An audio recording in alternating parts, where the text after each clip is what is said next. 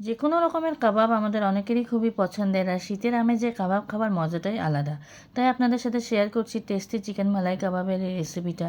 প্রথমে এখানে boneless chicken নিয়ে নিয়েছিলাম এইভাবে, তারপর উপর থেকে দিয়েছি পরিমাণ মতো নুন, দিয়েছি লেবুর রস, তারপর দিয়েছি 1 চামচ ফ্রেশ ক্রিম আর 1 চামচ দিয়েছি টক দই, তারপর দিয়েছি একটু গোলমরিচের গুঁড়ো আর 1 চামচ দিয়েছি আদা রসুন কাঁচা লঙ্কা বাটা, 1 চামচ দিলাম কর্নফ্লাওয়ার আর 1 চামচ দিলাম গরম মশলার পাউডার আর দিয়েছি অনেকটা চিজ। তারপর একটু অলিভ অয়েল আর ধনেপাতা কুচি দিয়ে পুরোটাই ম্যারিনেট করে রেখে দিয়েছিলাম। চিকেনটাকে 2 ঘন্টা এখন আমি এটা ম্যারিনেট করে রেখে দিয়েছিলাম চাপা দিয়ে।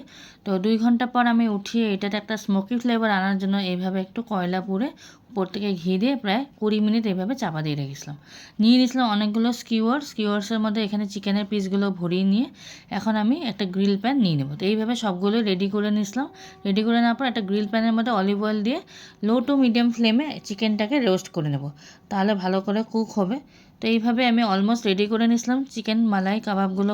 স্কিউয়ার্স থেকে সব কিছু বের করে নেবো। এইভাবে বের করে নেওয়ার পর এখন আমি পেঁয়াজ আর গ্রিন চাটনির সাথে সার্ভ করে নেব। তো কেমন লাগলো আজকের আমার রেসিপিটা অবশ্যই জানিও, আর পেজটাকে ফলো করে নতুন বন্ধুরা পাশে থেকো।